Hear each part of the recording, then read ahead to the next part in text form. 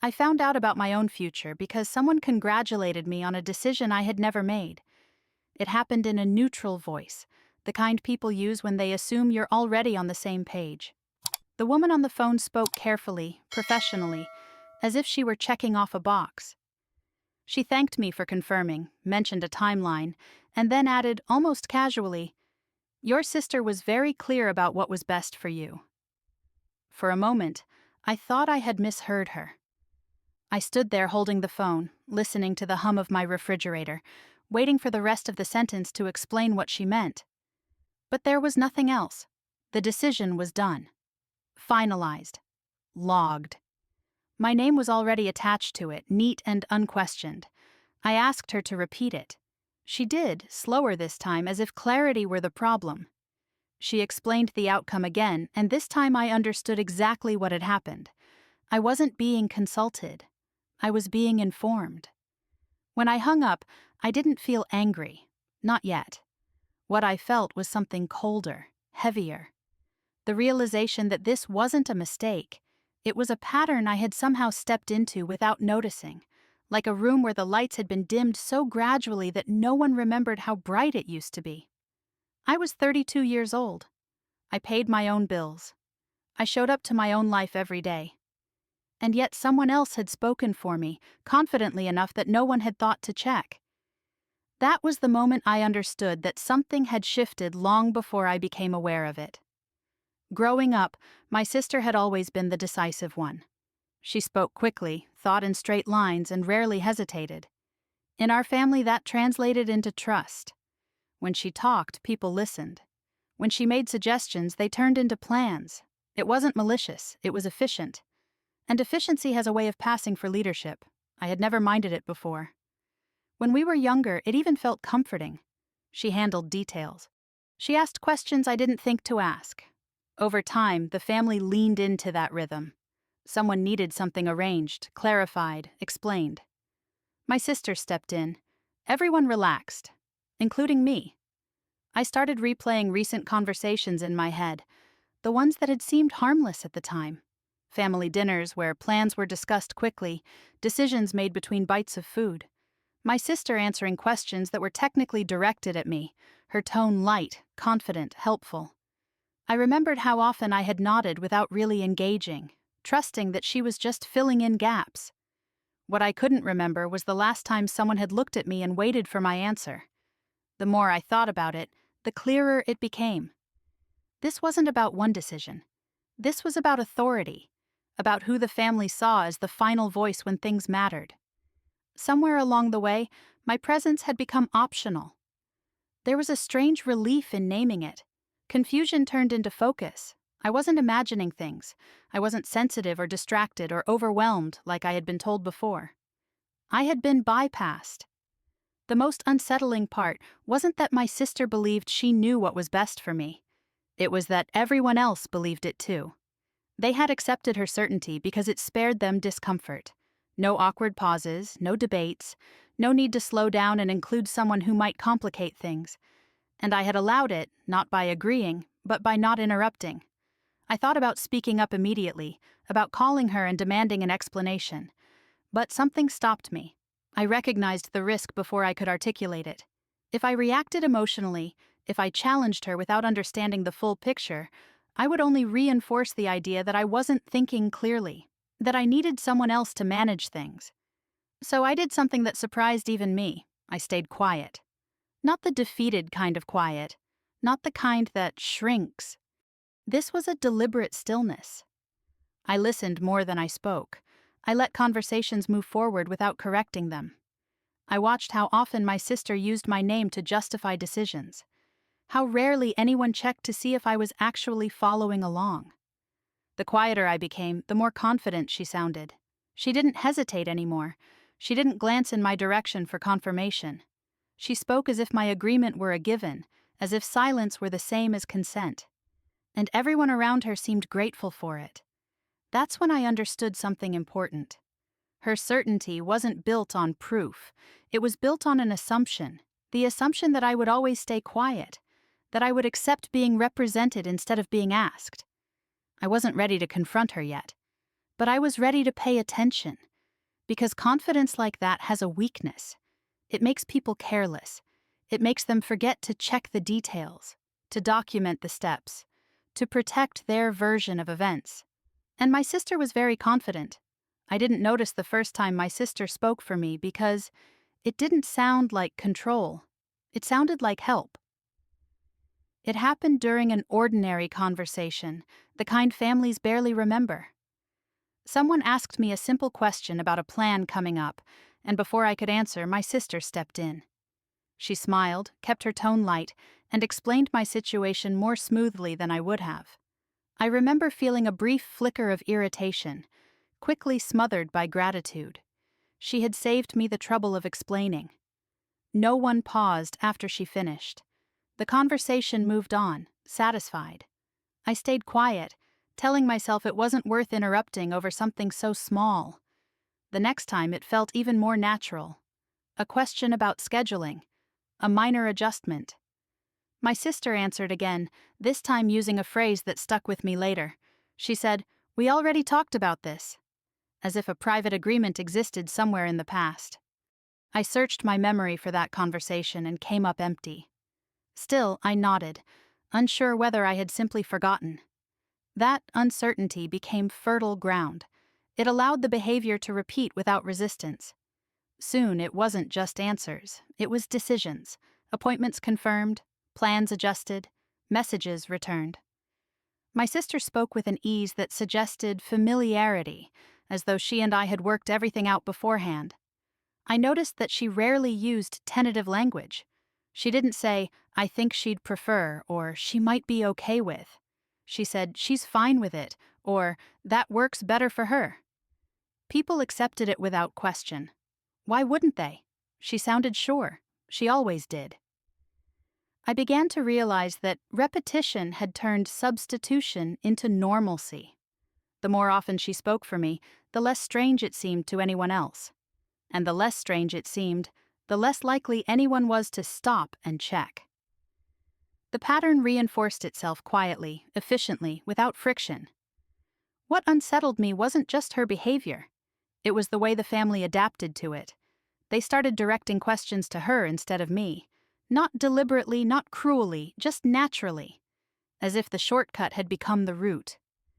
I would be sitting right there, listening to people discuss my schedule, my preferences, my future, while their eyes stayed trained on her. When I did speak, conversations slowed slightly, like an interruption in rhythm. When she spoke, things flowed. That difference mattered more than anyone realized. At first, the decisions were easy to dismiss. Logistics, timing, minor changes. I told myself I was overthinking it. But then one choice crossed an invisible line. It wasn't about convenience anymore. It affected something personal, something that carried weight beyond the next week or month. My sister announced it with confidence, as if reporting a fact already agreed upon. She even used my name to reinforce it, as though invoking me made it official. I felt my chest tighten. I opened my mouth to correct her, to say that this wasn't what I had decided. And then I closed it. I watched instead. I watched how no one questioned her. How quickly the decision was accepted once she framed it as settled. I watched how my silence was interpreted not as hesitation, but as confirmation. The moment passed, sealed by momentum. That was when I understood something crucial. My sister wasn't testing boundaries anymore. She believed she owned them. The family had granted her authority not through discussion, but through habit. Each unchallenged answer strengthened her position. Each time I stayed quiet, the gap between what she said and what I actually thought widened. What struck me most was how reasonable she appeared. She wasn't domineering or loud. She was calm, helpful, composed. The kind of person people trust instinctively. Her certainty made others comfortable. And comfort has a way of overriding caution. I began to pay attention to her language. The patterns were unmistakable once I knew to look. She spoke in conclusions, not processes. She referenced outcomes without explaining how they were reached. She presented decisions as if the discussion phase had already happened somewhere else. It hadn't. I also noticed something else. She never asked me to confirm her statements afterward, not privately, not even with a glance. She didn't need my agreement anymore. She assumed it. The longer this went on, the more invisible I felt. Not ignored exactly, replaced. I was present, but no longer required. My role had been reduced to silent affirmation, my agency folded neatly into her confidence. And still I didn't interrupt. Part of me wanted to stop it immediately, to reclaim the space she was occupying so comfortably. But another part of me recognized that speaking up now without proof would only make me look defensive, emotional, difficult, all the things people label when they don't want to slow down and listen. So I stayed quiet and let her continue. Because something else had become clear to me. The ease with which she made decisions wasn't rooted in agreement. It was rooted in assumption. She believed my silence meant consent, that I would never contradict her in a way that mattered. That belief was doing the work for her. As she grew more confident, she also grew less careful. She stopped tracking what she said from one moment to the next. She trusted that no one would ever compare her words, that no one would ask her to show where my approval had actually happened, including me. By the end of that week, I could no longer pretend this was accidental. My sister had become my voice because I had allowed the space to open. But now that I could see it clearly, I understood something else. What had been borrowed had never been returned. And if she truly believed she could speak for me indefinitely, then the next step wasn't to argue. It was to watch closely and let her reveal how far she was willing to go. I finally spoke up on a Tuesday afternoon, and I chose my words carefully. The decision had already been announced the way so many others had been lately, as if it were a conclusion everyone had reached together. My sister explained it smoothly, confidently, with that familiar tone that suggested there was nothing left to discuss. When she finished, the room waited, satisfied.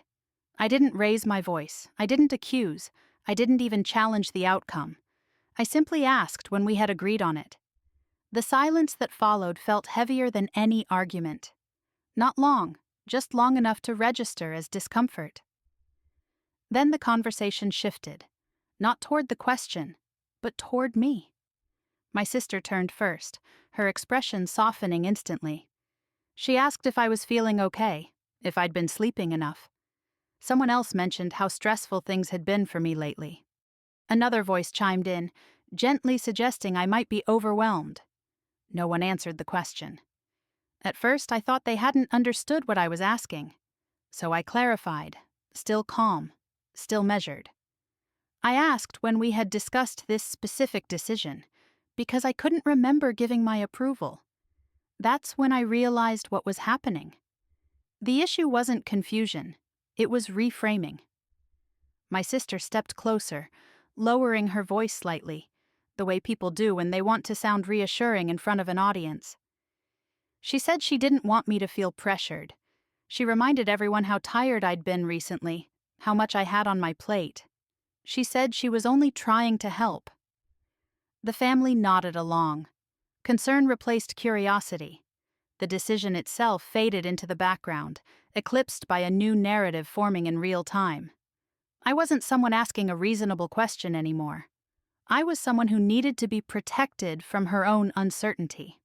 It was subtle, almost elegant, and incredibly effective. I felt something shift inside me then. Not anger, but clarity. I saw how easily credibility could be redirected. How quickly authority could slide from the person affected to the person speaking most confidently about their well-being. When I tried to respond, my sister answered for me again. She explained that we had talked about it in passing, that I had agreed in principle. She said I probably didn't remember because it hadn't seemed like a big deal at the time. Everyone accepted that explanation without hesitation. Memory is slippery, after all. Doubt finds easy footing when certainty stands tall. I watched as eyes turned away from me, satisfied. The conversation moved forward, the decision settling back into place like it had never been disturbed. And I understood something deeply unsettling. By questioning her, I had only strengthened her position. The more calmly I spoke, the more composed she became. The more I asked for clarity, the more she framed herself as my advocate. And the family, eager to avoid tension, chose the version of events that required the least effort from them. I was being edged out of my own story, not through cruelty, but through concern. It would have been easy to push harder then, to raise my voice, to insist, to demand proof. But I could see the trap forming around me. Any escalation on my part would confirm what they were beginning to believe: that I wasn't thinking clearly, that I was emotional, that I needed someone else to manage things. So I stopped. I nodded once, slowly, and said nothing more. I let the moment pass. I let the decision stand, at least for now. Inside, something hardened. I began to notice how quickly my sister stepped in whenever there was even a hint of uncertainty. She didn't wait to be asked. She filled the space instinctively, confidently, with the assurance of someone who believed she was doing the right thing, and everyone let her. After that day, people stopped addressing questions to me altogether. They looked at her first, as if checking with the authority in the room. When I did speak, conversations stalled briefly, then resumed once she reasserted control. It wasn't loud or aggressive. It was quiet and efficient. And it was working. I realized then that defending myself verbally was no longer an option. Words alone wouldn't help me regain my footing. In this dynamic, explanations were treated as symptoms, not statements. So I adjusted. I stopped correcting her. I stopped clarifying. I stopped reminding anyone that I was capable of making my own decisions. Instead, I listened. I observed how she described me, how she framed her role, how often she spoke in absolutes without evidence. I began to understand what my sister believed about me. She believed I was passive, that I would retreat rather than confront, that my silence meant agreement. She believed she could speak for me indefinitely, and no one would ever challenge it in a way that mattered. That belief gave her confidence, and confidence, I was starting to learn, had a dangerous side effect. It made people sloppy. They stopped remembering exactly what they said and when. They relied on tone instead of facts. They trusted that no one was keeping track. I was. As I sat there listening to another conversation about my life unfold without me, I felt a strange calm settle in. The frustration was still there, but it was contained, focused. I no longer needed them to understand me in that moment. What I needed was evidence, because the truth was becoming clear. My voice had been discredited, not because I was wrong, but because it was inconvenient. And the only way to reclaim authority now wasn't to speak louder. It was to let the record speak for me. That was the day I stopped trying to be heard and started preparing to be undeniable. After that day, I stopped correcting people, and the silence was mistaken for surrender. I didn't announce it. I didn't make a show of restraint. I simply let conversations move forward without stepping in. When my sister spoke for me, I didn't interrupt. When decisions were summarized as if they were settled, I didn't object. From the outside, it probably looked like acceptance. Inside, it was calculation. Something interesting happened almost immediately. Without resistance, my sister relaxed. Her sentences grew shorter, more decisive. She stopped cushioning her words with explanations. She no longer glanced in my direction to make sure I was following along. She spoke as if my agreement were permanent and unquestionable. The family responded to that confidence the way people always do. They leaned into it. They deferred. They trusted the rhythm she set because it was smooth and familiar. Conversations flowed faster without pauses for clarification. Plans were made efficiently. Everyone seemed relieved. Everyone except me. The scope of her decisions began to expand. What had once been small adjustments turned into choices with real consequences. Timelines shifted. Commitments were made. My sister framed everything as practical, reasonable, already discussed. Each time she used the same tone, calm, certain, final. I watched her closely now, noticing details I had missed before. The way she used my name as punctuation, dropping it into sentences as proof of authority. The way she summarized my thoughts without quoting anything I had actually said. The way she spoke about my future as if it were a project she was managing rather than a life I was living. The strangest part was how invisible I became without ever leaving the room. People talked about me while I sat right there. They angled their bodies toward my sister, not toward me. When I shifted in my seat or took a breath as if to speak, the conversation didn't slow. It simply flowed around me, uninterrupted. It wasn't that I was ignored, I was bypassed. One afternoon, a decision was made that crossed into territory I couldn't dismiss as temporary. It affected something foundational, something that would shape the next several years of my life. My sister announced it confidently, listing reasons, benefits, outcomes. I felt a flash of heat rise in my chest. This was the moment to step in, to draw a line, to say no. I didn't. I let her finish. I watched the room accept her explanation. I noted who nodded, who smiled, who seemed relieved to have clarity. And I realized that this moment was revealing more than it was taking from me. This was how far she was willing to go. Her certainty depended on one thing: my silence. She believed that because I wasn't objecting, I was agreeing. That assumption had become her foundation. She didn't verify it anymore. She didn't document it. She didn't protect it. She simply built on it, layer by layer. And confidence like that creates blind spots. She started speaking faster, sometimes contradicting herself in small ways that no one else noticed. She referenced conversations that had never happened, trusting that no one would question the details. She summarized decisions differently depending on who was listening, adjusting the story to fit the moment. I noticed everything. What struck me most was how reasonable she still appeared. She wasn't aggressive or dismissive. She sounded thoughtful, composed, deeply concerned. If anyone had asked, she would have said she was just trying to do what was best for me.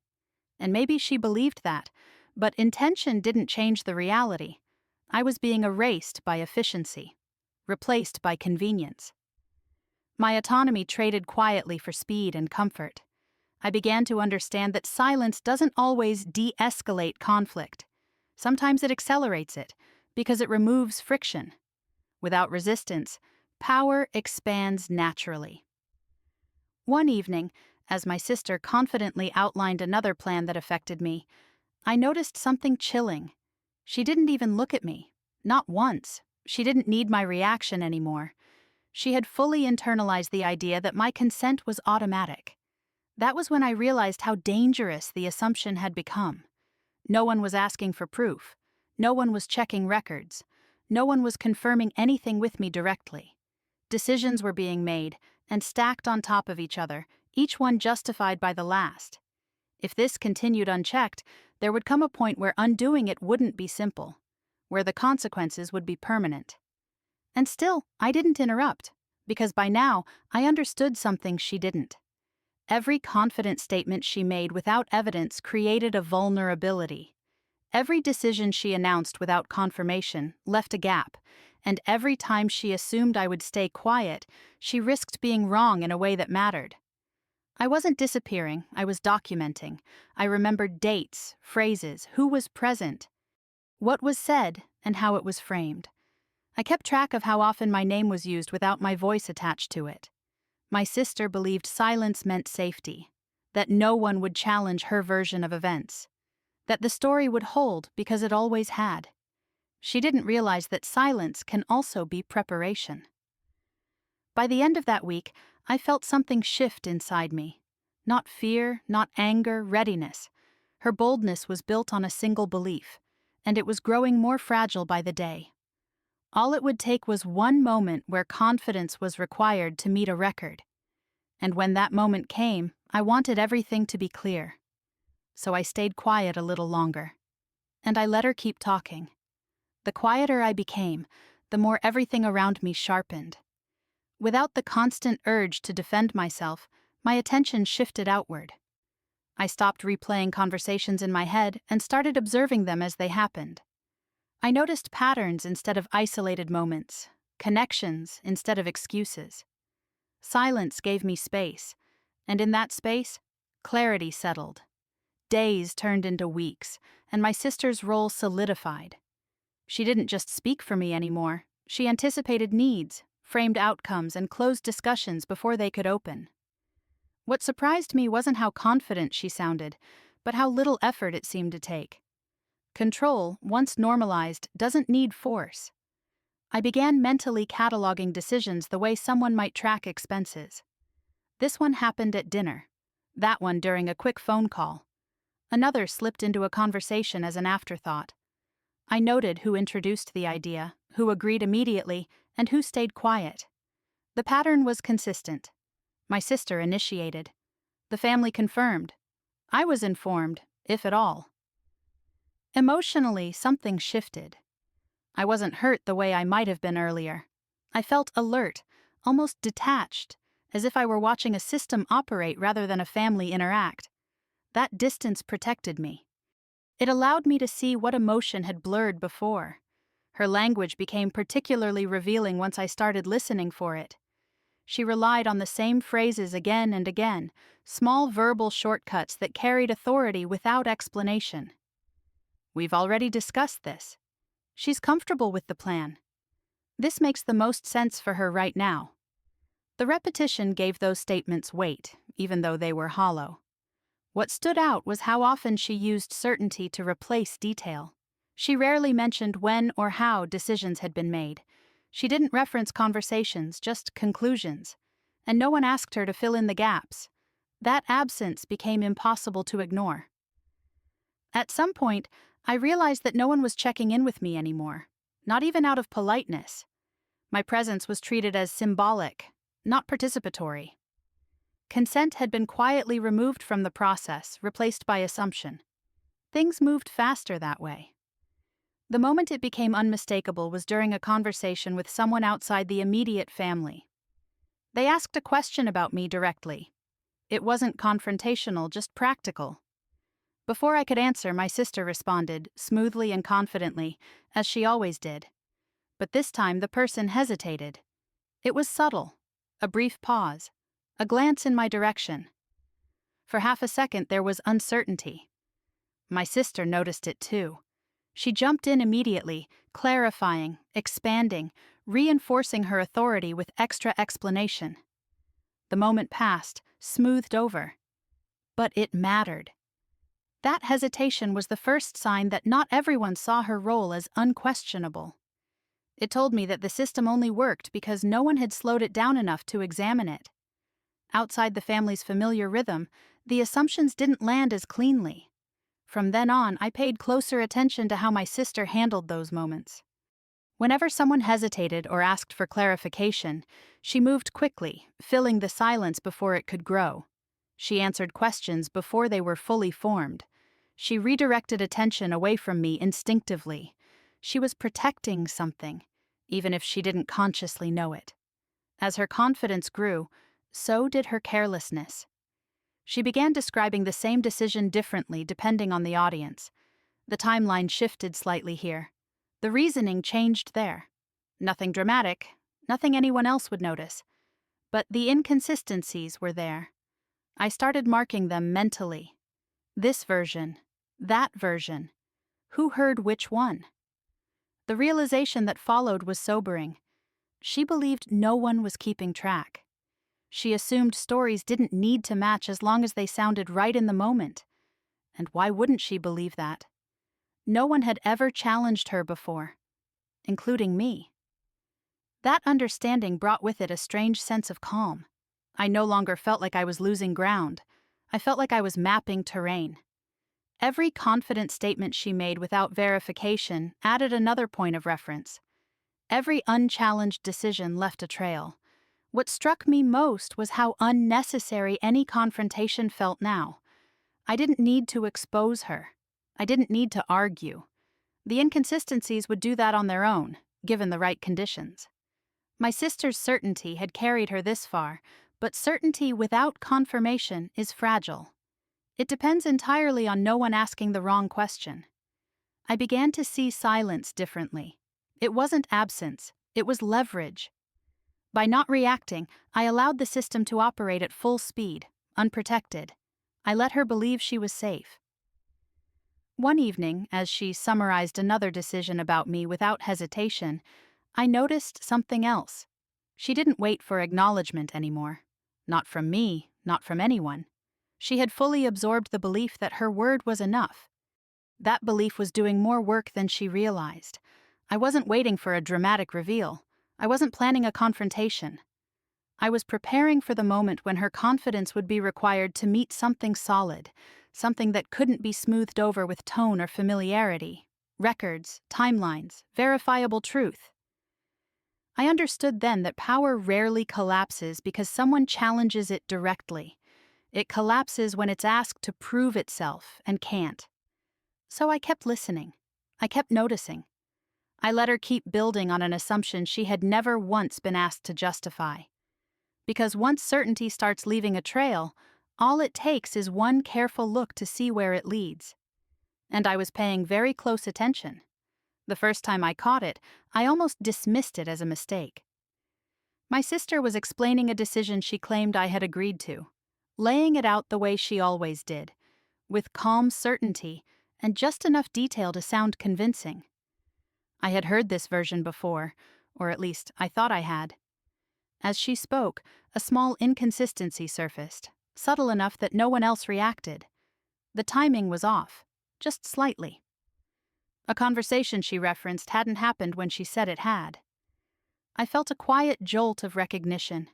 She didn't notice. She kept talking, confident, fluid, moving on to the outcome as if the path to it were already established. Everyone else nodded along, satisfied. I said nothing. For the rest of that day, the detail stayed with me. I replayed it carefully, not to question myself, but to confirm what I already knew. I was certain. The version she had just told didn't align with reality. That certainty felt different from the frustration I'd felt before.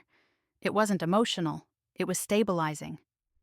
The next opportunity came sooner than I expected. Another decision, another explanation.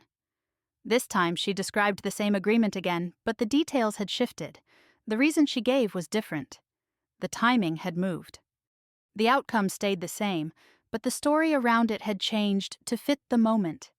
No one else reacted. Why would they? The differences were minor, easy to overlook if you weren't listening for them. But I was.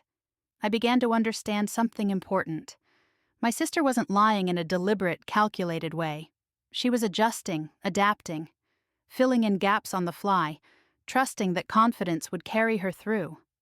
She believed the story didn't need to be consistent as long as the conclusion stayed intact. That belief was her weakness. What made it dangerous was how comfortable she was. She spoke in absolutes, rarely anchoring her claims to specifics. When asked how something had been decided, she referenced understanding, agreement, intention.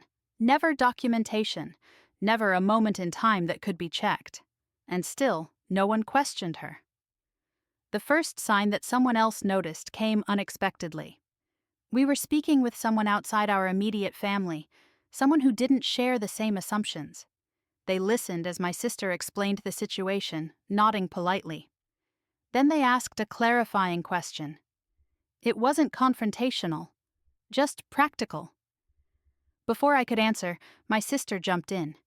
She spoke quickly, a fraction faster than usual, smoothing over the uncertainty with extra explanation. The person hesitated again, glancing at me briefly, then back at her. The moment passed, conversation moving on. But the hesitation had been there. That was new. From then on, I paid attention to how my sister handled moments like that. Whenever there was even a hint of uncertainty, she filled the space immediately. She didn't allow silence to linger. She answered questions before they were fully formed, layering confidence on top of confidence. She was protecting something without realizing it. As the days went on, the inconsistencies multiplied. Not enough to raise alarms, but enough to form a pattern. She told one version of a decision in front of the family, and a slightly altered version in a different setting. She referenced conversations that hadn't happened, trusting no one would cross-check them. And why would they? She had always been reliable. That reputation was doing most of the work for her. I started keeping mental notes. Not obsessively, precisely. This version said here, that version said there. Who was present? Who nodded? who looked uncertain. What struck me most was how little effort she put into maintaining consistency. She didn't need to. Her authority had never depended on accuracy, only acceptance. She believed her role was secure enough that details didn't matter. That belief emboldened her. I noticed it in her posture, the way she leaned back slightly as she spoke, as if the ground beneath her were solid. I noticed it in her tone, the ease with which she dismissed questions. I noticed it in how rarely she acknowledged me directly anymore. She assumed I wouldn't challenge her. And she was right. I didn't. Not then. Correcting her in those moments would have collapsed the inconsistency too soon. It would have turned into another argument about memory, perception, intention. That wouldn't help me. What would help me was letting the contradiction stand long enough to be seen by someone who mattered, someone who couldn't be persuaded by tone. The realization settled in quietly. My silence wasn't just restraint anymore, it was leverage. Each time she spoke without verifying her claims, she left another mark. Each version of the story existed alongside the others, waiting to be compared. She believed the record lived in people's heads, in shared understanding, in trust. She hadn't considered that records could exist elsewhere. That difference in perspective separated us now. One afternoon, as she confidently summarized a decision for the third time that week, I caught another discrepancy. This one involved timing again, but also responsibility. She attributed a confirmation to me that I knew, with absolute certainty, I had never given. For the first time, I felt no urge to speak, no need to correct her. The inconsistency was no longer alarming, it was useful. I realized then how far she had drifted from caution. She wasn't careful because she didn't think she needed to be. She trusted that familiarity would protect her from scrutiny, that the story only needed to sound right once. She didn't realize how many versions she had already told. As the conversation ended, she smiled at me, casual, unbothered.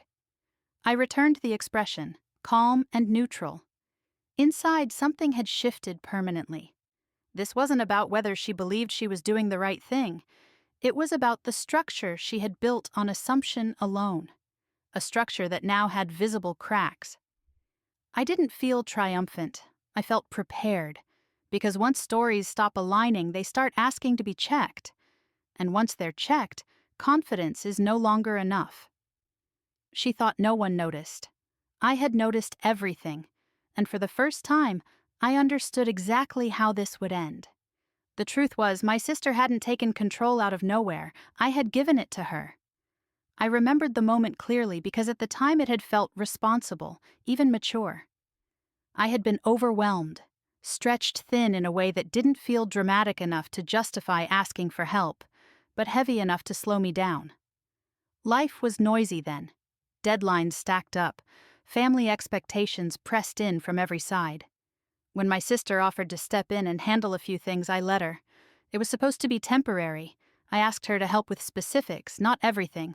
To make a call here, to clarify a detail there.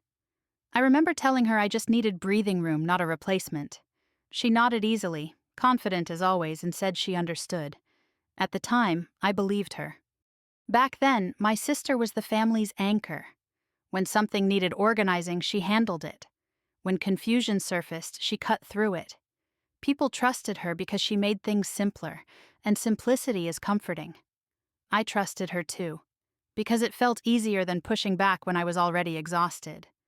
What I didn't realize was how quickly help can turn into habit. At first, she checked with me. She asked questions, waited for answers, confirmed details. Then, gradually, the questions softened into statements. The confirmations became summaries. I noticed the shift but didn't stop it. I told myself it was efficient. That I'd step back in once things settled. They never did. The first boundary I missed was small enough to dismiss. She made a decision without running it by me, then told me afterward casually, as if the approval were implied.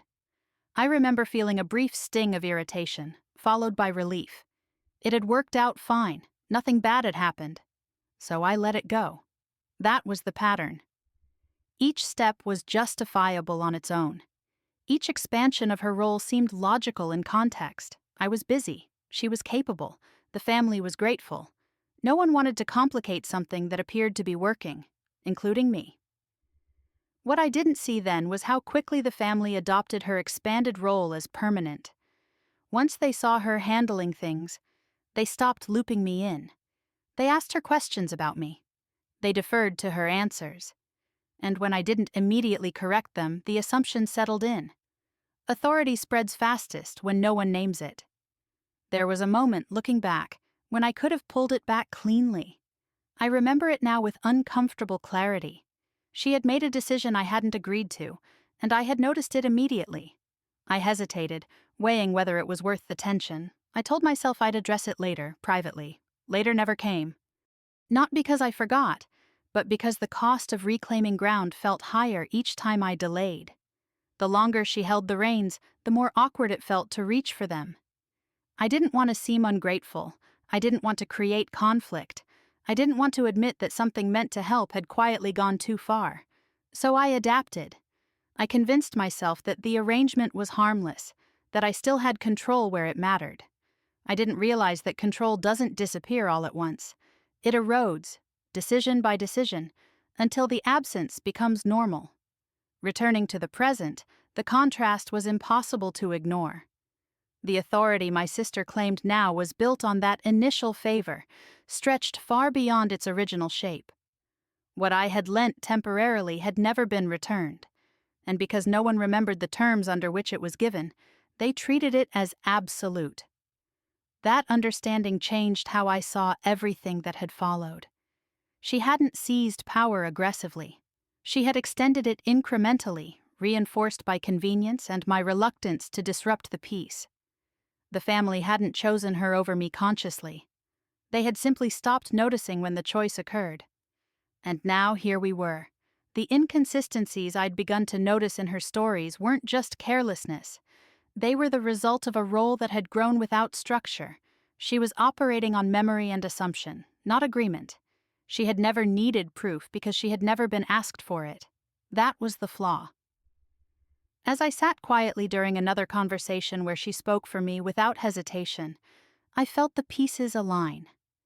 The past explained the present, and the present revealed the future. This wasn't about malice or intention. It was about unchecked authority built on expired permission. I no longer felt confused or guilty about my silence. I understood it differently now. Silence had allowed her to expose the limits of her certainty. It had given me space to see where the structure weakened. I had once trusted her to help me carry weight when I couldn't. She had mistaken that trust for transfer of ownership. That mistake would matter soon. Because authority borrowed without boundaries eventually meets a moment when it must prove it belongs to the person using it. And when that moment comes, history matters. Timelines matter. Records matter. I didn't need to take anything from her. I just needed the truth to surface. As the conversation ended, my sister summarized another decision confidently, her voice steady, assured.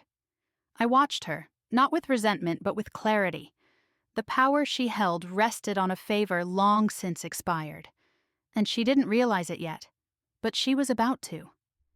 Everything accelerated after that, as if the story had been waiting for the right moment to lunge forward. The shift came without warning. One day, decisions were still being discussed in familiar spaces, over meals and phone calls. The next, there was an email thread I hadn't been included on, a meeting scheduled with a tone that suggested urgency rather than routine. The language changed. Words like review, finalize, and next steps replaced the casual phrasing my sister usually used. She seemed energized by it. When she mentioned the meeting to me, it wasn't framed as an invitation. It was an update. She spoke as though the process were already underway, as if participation were assumed rather than requested. I nodded, letting the information settle, watching her expression closely. She was confident, almost eager. The setting itself felt different. More formal, more official. The kind of place where conversations slow down because people are aware that what they say might matter later. My sister stepped into that environment seamlessly, her posture straight, her voice steady. She spoke as if she belonged there, as if she had always represented me in spaces like this. She presented the decisions cleanly, efficiently, without hesitation. She referred to agreements, understandings, shared conclusions. She didn't stumble or qualify her statements. She spoke in finished sentences, the kind that discourage follow-up. I stayed quiet. At first, no one seemed to notice. The rhythm of the meeting carried her forward, and everyone followed. But as she continued, something subtle shifted. A pause here, a glance there. Someone asked a clarifying question, not challenging, just procedural. Before I could answer, my sister responded. She answered quickly, smoothly, with the practiced confidence I'd come to recognize. She expanded on her earlier statements, filling the space with reassurance. The question dissolved, conversation moving on. But the pause had existed. I felt the attention in the room flicker briefly in my direction, then return to her. That moment was small, almost invisible, but it carried weight. It was the first time my silence felt noticeable rather than expected. As the discussion continued, I became aware of the contrast between us. Her certainty filled the room. My stillness sat beside it, unadorned. I wasn't nodding along. I wasn't affirming her statements. I was simply present. And presence, I was learning, can be disruptive. At one point, she summarized a decision and moved to the next item without hesitation. There was a beat of silence afterward, just long enough to register. Someone shifted in their chair. Another person glanced at me as if waiting for confirmation that never came. My sister didn't look at me. She kept going. That was when the pressure became tangible. Not overt, not aggressive, but unmistakable. The expectation that I would step in and validate her words hung in the air. It would have been easy to do it. A nod, a quick agreement, a gesture to smooth things over. I didn't. I let the silence sit. The room adjusted around it. Conversations slowed slightly. Questions became more precise. My sister's voice remained steady, but something underneath it tightened. She began to add more detail, more explanation, as if sensing that certainty alone might not be enough. The stakes became clearer with each passing minute. This wasn't just about family convenience anymore. These decisions carried consequences that extended beyond the room. They were being recorded, referenced, formalized. There would be a trail. I felt a strange calm settle over me then. Not because I was confident in the outcome, but because I recognized the moment for what it was. This was the point of no return. Whatever happened next would reshape the dynamic permanently. My sister seemed to sense it too, though she interpreted it differently. Her confidence sharpened, her words more precise, her tone more authoritative. She leaned into the role she believed she owned. What she didn't do was slow down. She didn't check with me. She didn't ask for confirmation. She assumed, as she always had, that my silence meant agreement. That assumption was now exposed to people who didn't share the family's habits. People who listened for process, not tone. People who cared about how decisions were made, not just who delivered them. I watched as the meeting edged closer to a moment that couldn't be smoothed over. Questions tightened. Language became more exact. The conversation narrowed. Then it happened. Someone asked a question that landed differently. It wasn't dramatic. It wasn't accusatory. It was the kind of question that sounds harmless until you realize it demands a specific answer. The room went still. My sister inhaled as if to respond, her confidence ready to carry her through as it always had. I remained silent, my hands folded, my expression neutral. For the first time since this began, the space between her certainty and my quiet felt charged. The question hung there, waiting. And I understood, with absolute clarity, that this was the moment her assumption would be tested. Not by confrontation, not by emotion, but by procedure. Everything she had built rested on the belief that no one would ever pause long enough to ask for proof. The pause had arrived. I didn't look at her. I didn't look at anyone. I stayed exactly where I was, steady and still, letting the weight of the moment settle where it belonged. Because confidence can carry you far. But it can't answer questions it was never prepared to face. The question was simple, which is why it landed so hard. It came from someone who hadn't spoken much until then, someone whose role wasn't emotional or familial. Their voice was neutral, almost casual, as if they were asking for a date or a form number. They wanted to know when I had confirmed the decision and how that confirmation had been recorded. For a split second, nothing moved. My sister answered immediately. She always did. Her voice slid into place with practiced ease, confident and clear. She explained that I had agreed earlier, that we had talked about it informally, that there had been an understanding. She spoke as though that were enough. The person listening nodded once, then asked a follow-up. It was quieter, more precise. They asked how that agreement had been communicated. Email, message, signed form. Something verifiable. That was the first time my sister hesitated. It was brief, almost imperceptible, but it changed the room. She recovered quickly, filling the pause with explanation. She said it hadn't been formal, that it had been a family matter, that everyone involved understood. No one interrupted her. But something had shifted. The question hadn't gone away. It had simply narrowed. I remained silent, my gaze steady, my body still. I didn't nod. I didn't confirm. I didn't deny. I let the space do what it was designed to do. The silence no longer worked in her favor. The person asking the questions leaned back slightly and tried again, slower this time. They weren't interested in intention or understanding. They wanted to know whether my consent existed anywhere outside of memory, whether there was a record. My sister's language changed. She moved from certainty to justification. She talked about context, family dynamics, my well-being. She emphasized how involved she had been, how much she cared. None of it answered the question. For the first time, someone in the room looked directly at me and waited. I didn't speak. That moment stretched, uncomfortable and undeniable.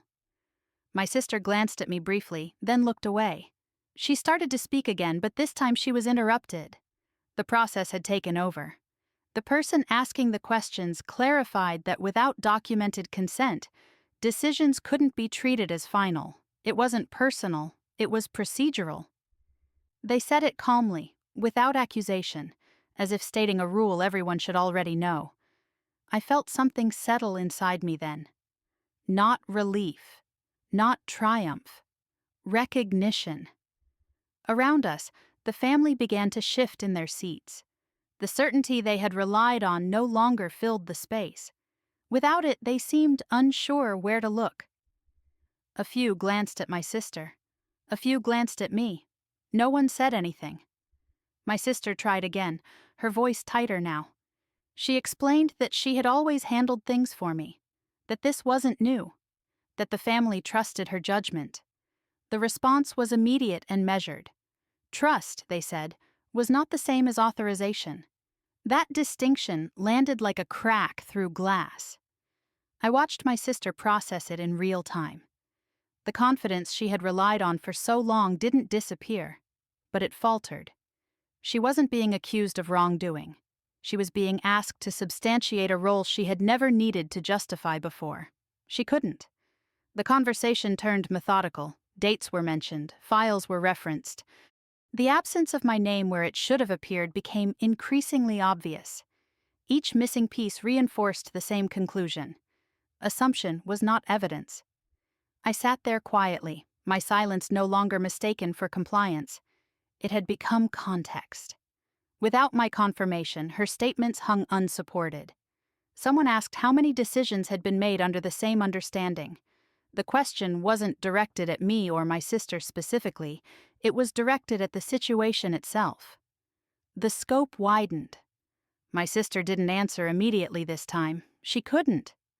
The family began to realize that this wasn't about a misunderstanding or miscommunication. It was about a system that had been operating without checks. I noticed how different the room felt now. Slower, heavier. No one was rushing to move on. No one was smoothing things over. The momentum my sister had relied on was gone. I thought back to all the moments I had stayed quiet, all the times I had watched decisions pass without interruption. I hadn't been absent, I had been present, observing, waiting for this exact kind of clarity. The person leading the discussion summarized what had been established.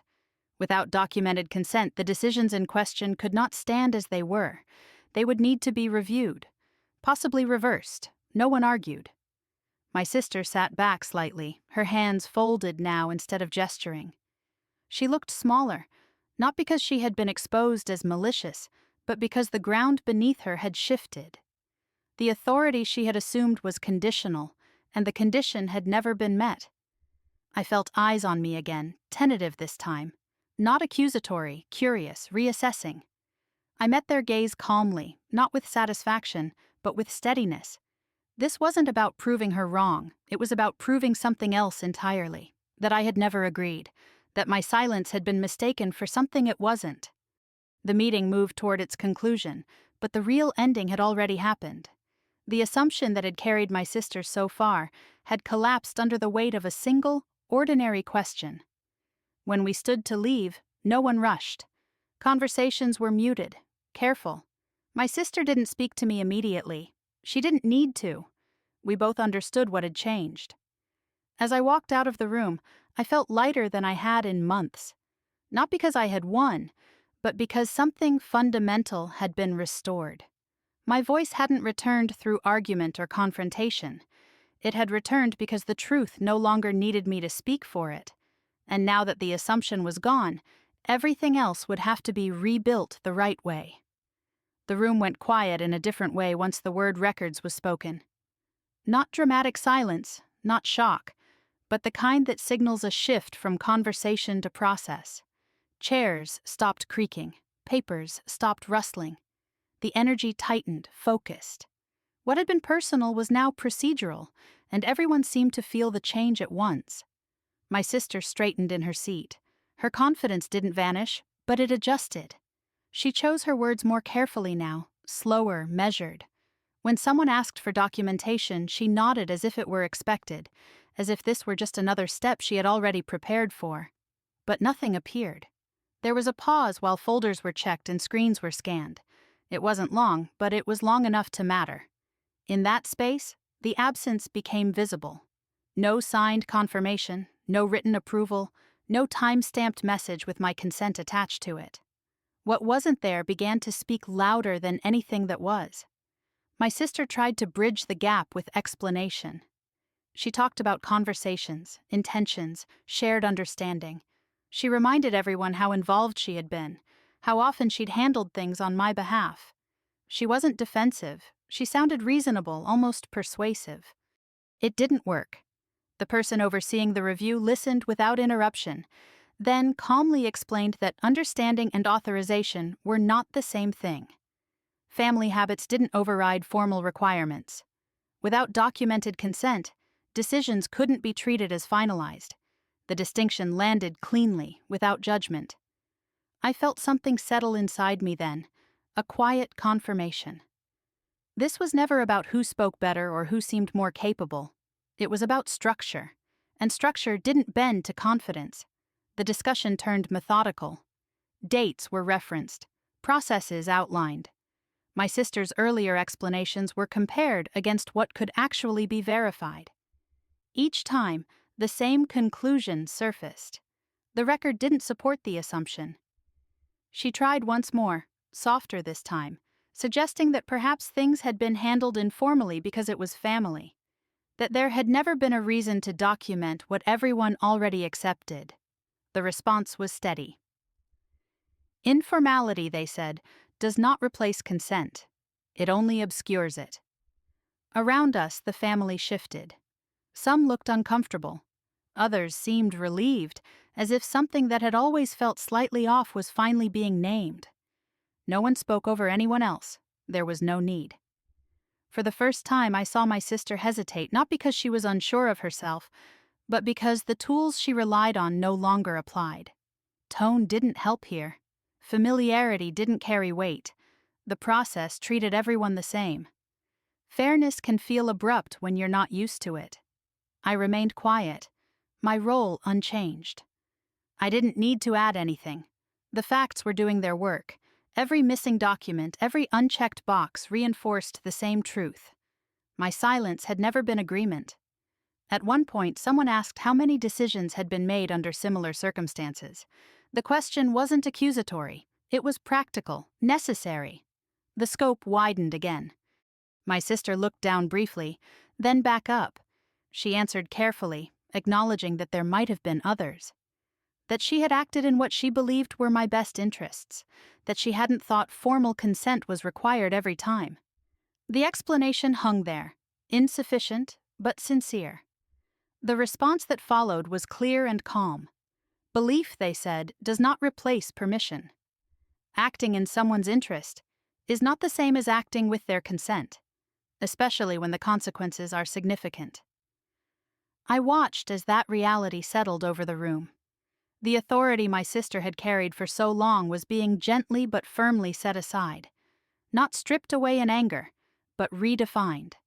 Her role, once assumed, was now conditional, and the condition had never been met. The conclusion was straightforward.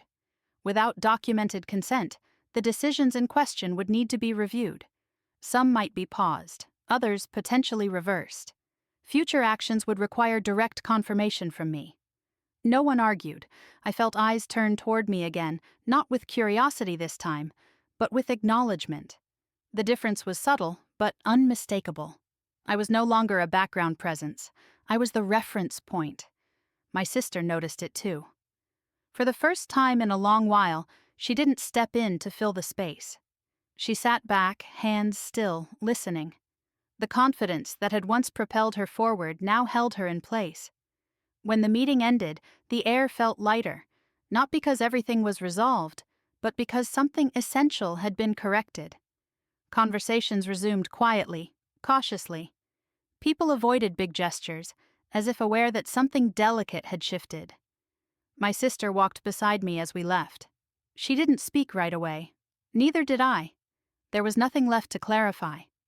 Outside, I paused for a moment, breathing in the ordinary sounds of the world. Cars passing, voices in the distance, life continuing, unchanged and yet entirely different. The power I had lost hadn't been returned through confrontation or insistence. It had returned because the structure demanded it, because the record mattered more than assumption. I realized then how fragile authority becomes when it relies on convenience instead of consent. How quickly it collapses when asked to prove itself. My sister had believed my silence meant safety, that no one would ever ask her to show where my approval lived. They had asked, and the answer had been clear. As we walked away, I didn't feel vindicated. I felt steady, grounded. The truth had finally been given the space it needed, and it hadn't needed my voice to survive. From here on, everything would be different. Not louder, just correct. The room emptied slowly, as if no one wanted to be the first to acknowledge what had just changed. Chairs scraped back, papers were gathered. Quiet murmurs replaced the steady cadence that had filled the meeting before. People avoided eye contact, not out of hostility, but uncertainty. The structure that had guided them for so long had shifted, and no one was quite sure how to stand in the new space it created. My sister lingered near the table, her posture different now. Not defensive, not defeated, just careful. She no longer filled the silence with explanations. She didn't need to. The process had spoken, and it had spoken clearly. As we stepped into the hallway, the air felt heavier and lighter at the same time. Heavy with what had been exposed, light with what had been corrected. No one rushed past us. Conversations happened in fragments, half-formed, as if people were choosing their words for the first time. The family's reactions began to surface in small, telling ways. One relative asked if I was okay, really okay, and waited for my answer instead of glancing toward my sister. Another nodded at me quietly, their expression thoughtful, almost apologetic. There were no grand acknowledgments, no dramatic shifts. Just subtle recalibrations, like a compass needle settling into place. It felt strange to be noticed again, not spotlighted, not centered, just recognized as present and relevant. The attention didn't feel like a reward. It felt like a correction, something that should have been there all along. My sister walked a few steps behind me now. Not intentionally, I think, just instinctively. Without the automatic deference she had grown accustomed to, she seemed unsure when to step forward. She spoke less, choosing silence where she once would have filled every gap. At one point, someone asked a question about next steps and looked at her out of habit. She hesitated, then turned to me. The shift was almost imperceptible, but it mattered. I answered calmly, briefly. No explanation, no justification, just a response. No one interrupted. That moment stayed with me longer than any formal conclusion. It was the clearest sign that the power dynamic had changed, not because it had been taken from one person and given to another, but because it had been returned to where it belonged. Later, as we gathered our things, I noticed the way family members spoke among themselves. They were quieter, more deliberate. A few glanced at my sister with something like embarrassment, though no one said anything outright. Others seemed relieved, as if a tension they hadn't known how to name had finally eased. No one apologized. Not yet. But something else happened instead. People began to rethink. I could see it in their expressions. The way they paused mid-sentence, reconsidered a phrasing, or stopped themselves from assuming. They were revisiting past moments silently, replaying conversations, noticing gaps they hadn't questioned before. Truth doesn't always arrive with accusations. Sometimes it arrives with perspective. My sister noticed it too. I saw it in the way she watched those interactions, the way she adjusted her stance, her tone. She didn't argue. She didn't defend herself. She seemed to understand, perhaps for the first time, how much her authority had depended on unspoken permission. Without that permission, she had to find a new way to exist in the family. We didn't speak about it directly that day. There was no confrontation waiting in the parking lot, no emotional exchange demanding closure. We simply left, side by side, each carrying a different understanding of what had happened. In the days that followed, the changes continued. Decisions slowed down. Questions were directed to me instead of around me. When plans were discussed, someone would pause and ask what I thought, then actually wait. It was awkward at first, like learning a new rhythm, but it was real. My sister no longer spoke for me. Not once. When she did offer opinions, they were framed as suggestions, not conclusions. She watched reactions now, gauging instead of assuming. The confidence was still there, but it was tempered, reshaped by awareness. I didn't feel the urge to confront her about the past. The correction was already happening. Loud declarations would have cheapened it. This wasn't about settling scores. It was about restoring balance. Internally, something shifted for me as well. I realized how little I needed validation once my voice was acknowledged. I didn't feel the need to over-explain or assert myself forcefully. Being heard didn't require volume. It required space. And now that space existed. There were moments of discomfort, of course. Silence where certainty once lived. Hesitation where confidence had rushed in. But those moments felt honest. They felt earned. I thought back to all the times I had stayed quiet to keep the peace, to avoid conflict, to remain agreeable. I understood now that peace built on erasure isn't peace at all. It's just quiet imbalance. What replaced it wasn't chaos, it was clarity. The family hadn't turned against my sister. They hadn't chosen sides. They had simply adjusted their lens, and through it, they saw the difference between help and control, between concern and authority. As for me, I felt something settle that I hadn't realized was missing. A sense of position, of grounding, of being fully present in my own life again. Authority didn't return to me with applause or recognition. It returned quietly, correctly, through process and attention and a willingness to slow down. And as uncomfortable as that transition was for everyone involved, it was necessary. Because now, when decisions were made, they were made with me, Not for me. And that made all the difference. Life didn't suddenly feel triumphant after that. It felt quieter, steadier, like a room after the noise has stopped and you can finally hear yourself think. In the days that followed, I noticed the change in the smallest places. A phone call where someone asked what time worked for me and waited for the answer. A plan discussed slowly instead of announced. A pause before decisions, not because anyone was afraid, but because they were remembering that I existed in the process. It was unfamiliar at first. I had grown used to reacting instead of choosing. Now the space was mine again, and I had to decide what to do with it. My sister changed too, though not in the dramatic way stories like this often promise. There was no tearful apology or grand confession. What changed was her behavior. She stopped filling silence. She stopped assuming. When she spoke, it was as herself, not as my representative. Sometimes I caught her watching me carefully, as if measuring where the line was now. I didn't resent that. Lines are uncomfortable when you've never had to see them before.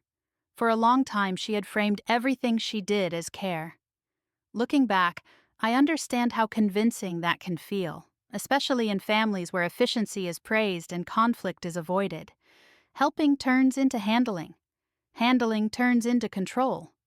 And control hides easily behind good intentions. But intention is not the same as respect. What I learned through all of this was something I wish I had understood earlier. Being cared for does not require being overridden. Support does not cancel consent. And love does not get to decide for you simply because it believes it knows better. I didn't want to punish my sister. I didn't want to embarrass her or turn the family against her. I wanted my voice back. That was it. And once it returned, I realized how little I needed anything else. The power shift didn't come from confrontation. It came from clarity, from letting assumptions stand long enough to be examined, from allowing systems, records, and structure to do what emotions could not. Silence, I learned, can be dangerous when it hides erasure, but it can also be powerful when it exposes truth. There were moments when family members tried to smooth things over afterward, suggesting we all just move on, that no one meant any harm. I didn't argue with that. Harm doesn't always require malice. Sometimes it only requires habit. Moving on didn't mean forgetting what had happened. It meant carrying the lesson forward. Now, when decisions come up, I speak early. Not loudly, not defensively, just clearly. I don't wait for space to be given. I take the space that already belongs to me. And the surprising thing is how often people respond well to that clarity when it's offered calmly. I also learned to listen to discomfort instead of silencing it. The moments when something feels off are often the moments when a boundary is being crossed quietly. Paying attention to that instinct matters. If you're listening to this and something in it feels familiar, you're not imagining it. Many of us have lived versions of this story. Being spoken for, being managed, being told what's best without being asked. It doesn't always happen loudly. Sometimes it happens gently, wrapped in concern and convenience. And because it looks like care, it's easy to doubt yourself when you feel something slipping away. If that's you, I want you to know this. Wanting a say in your own life does not make you difficult. Wanting to be asked does not make you ungrateful. And reclaiming your voice does not require anger to be valid. Sometimes the most effective shift happens when you stop arguing and start paying attention. When you allow assumptions to reveal themselves. When you let the truth stand long enough to be seen. This story didn't end with raised voices or broken relationships. It ended with balance, with correction, with the quiet return of something that should never have been taken in the first place. My life didn't become perfect afterward. It became mine again. And that made all the difference. If this story resonated with you, if you've ever felt spoken over, overlooked, or quietly managed by someone who believed they knew better, you're not alone. I'd love to hear your thoughts or experiences in the comments. These stories matter. and sharing them reminds us how common they really are. If you want to stay with this channel for more stories about quiet justice, family dynamics, and reclaiming personal power without losing yourself in the process, consider subscribing. There are many more stories like this, and each one carries a reminder that your voice is worth protecting. Sometimes the strongest revenge isn't loud, it's simply taking your life back and living it on your own terms.